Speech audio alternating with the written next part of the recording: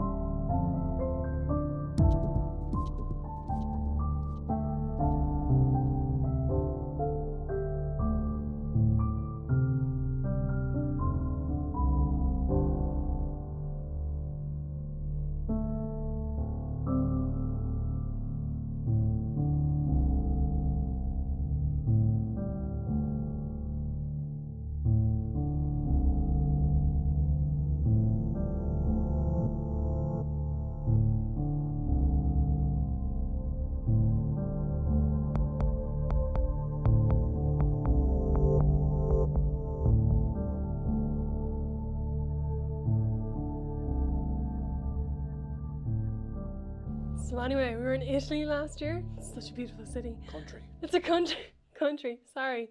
Beautiful country.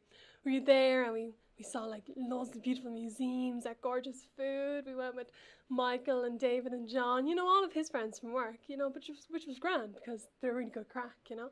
And we went off to the beach one day and I almost forgot, Mr. I can't swim here, decided to get the banana boat. So we're all on the banana boat, right? And he's the first person to fall off. Leave it. But it's so funny. Leave it. But yeah, no, the water sports are really good there, and yeah, and we'd probably go back again next year. I mean, maybe, you know.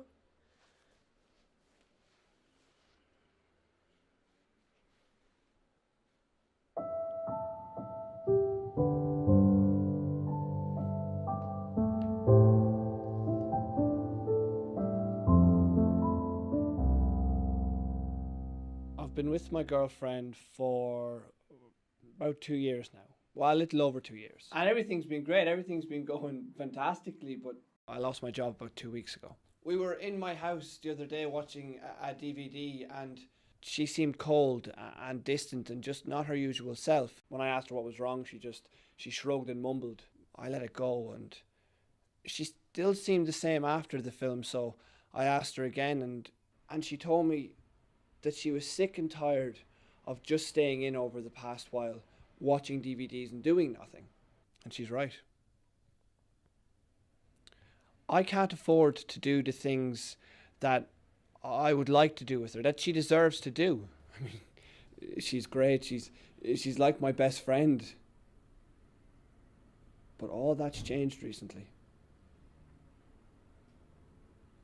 I need a job to save my relationship.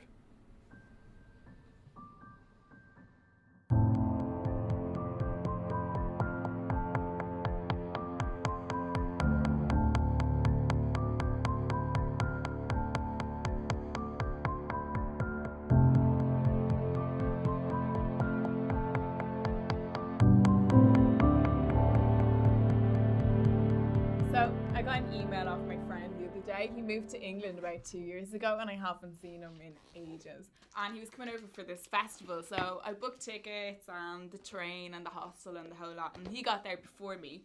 So I just dumped all my stuff in the hostel room and went to meet him in the pub, and we just had the best night, just drinking, catching up. We had such a laugh.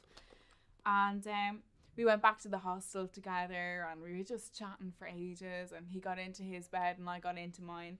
And in the middle of the night, this couple came in and they got into a bed, and we all just went back to sleep.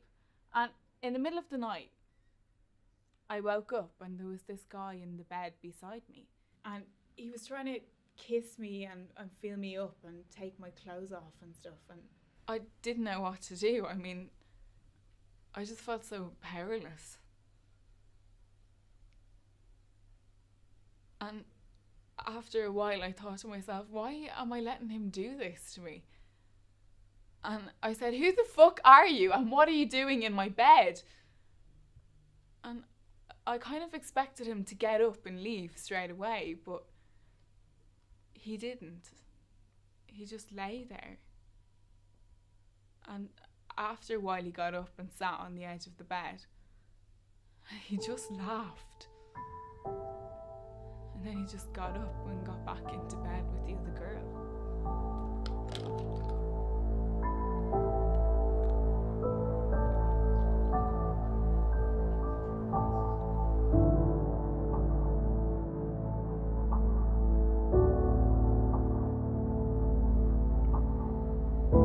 So anyway, I was out and I was having lunch with the girls, and we just said, you know, I was talking to him and I just said, like, this is it, I'm going to break up with him. And I went home, walked in the door, had it in my head, and I said, look, it's over.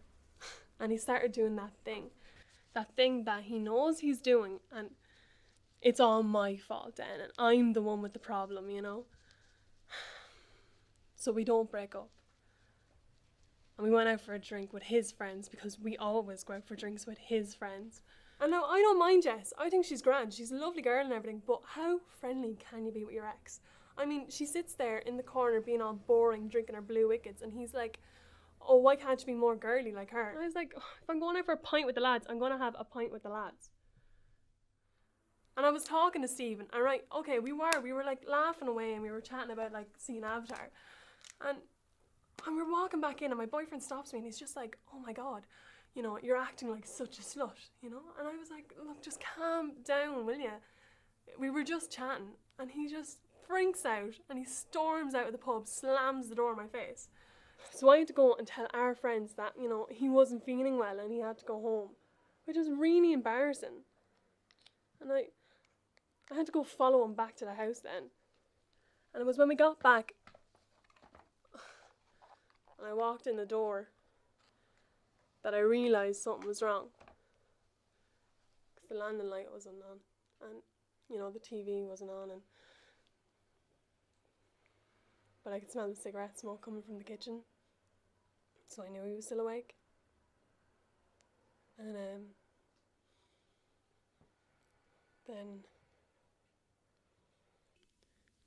No, sorry. I just don't want to talk about this now.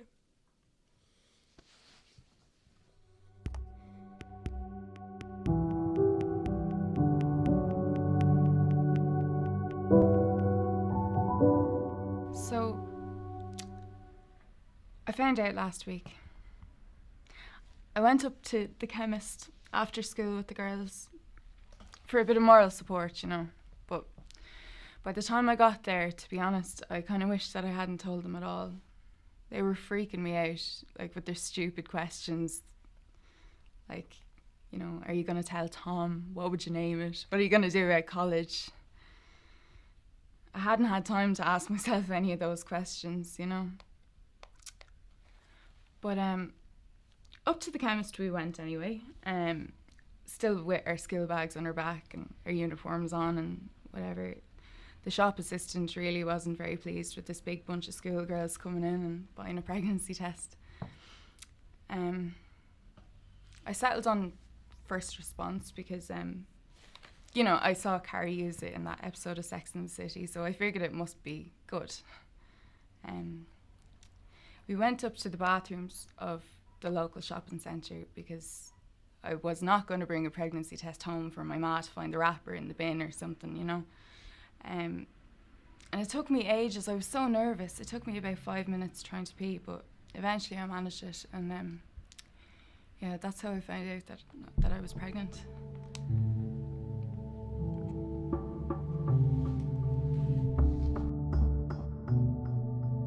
I mean, I'm not surprised really. I mean, you should have seen the state of the girl that he was with.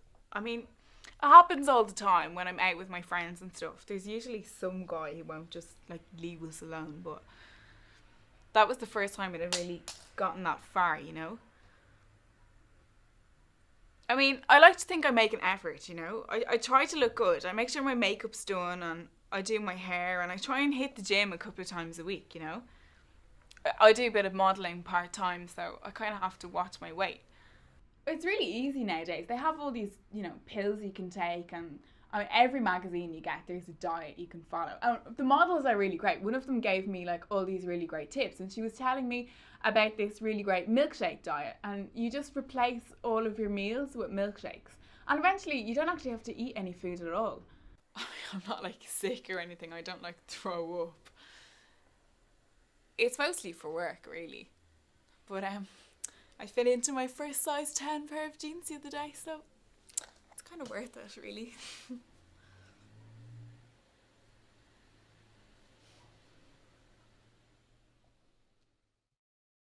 I mean, he's not that bad. I mean, I make him out to be a lot worse, but he's grand. He's lovely. He just gets mad sometimes, and I understand, because, like, I'm not the easiest person to live with. I mean, I know Mum and Dad don't like him because he's older, but, you know, they just don't get it. He's really nice, and we get on really, really well. And it's just when we have our fights, you know? He just kind of loses it, and I mean, I don't mind, because it's like he's a different person. And he knows that, and I know that. I don't hold it against him. Most of the time he's great. You know, we don't fight all the time.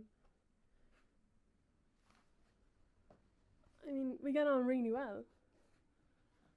It's just when he gets mad, you know. I know he loves me.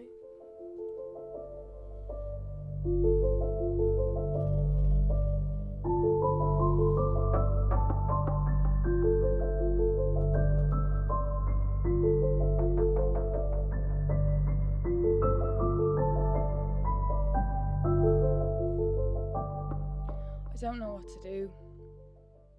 I mean, a week ago, the biggest worry on my mind was like studying for the Leaving Cert and whether I was going to put accounting down as number 1 on my CEO form or business. Now it doesn't even look like I'll be going to college. This could be a blessing in disguise. You know, like I've always wanted to have a baby. Maybe not this young, but, you know, a baby is a source of unconditional love. It's going to love you no matter what. It's not going to go off and cheat on you or anything like that. I told Tom the other day as well, and he actually reacted really well.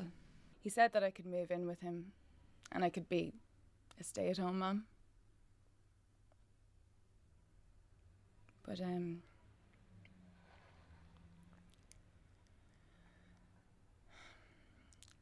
I know a girl who had an abortion last year, and she told me about it. She had to go to a consultation up in Belfast, you know, to assess whether you're mentally ready or not to get it done. She said that it was one of the most degrading things that she's had to do.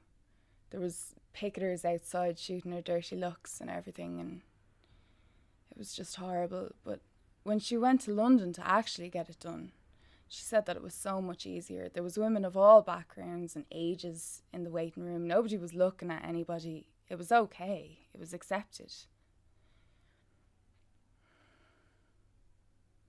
Where would I get that type of money, though? I mean, Tom wouldn't stand for it. My parents definitely wouldn't stand for it either. They're really religious. I guess it would just be easier if I lived in England.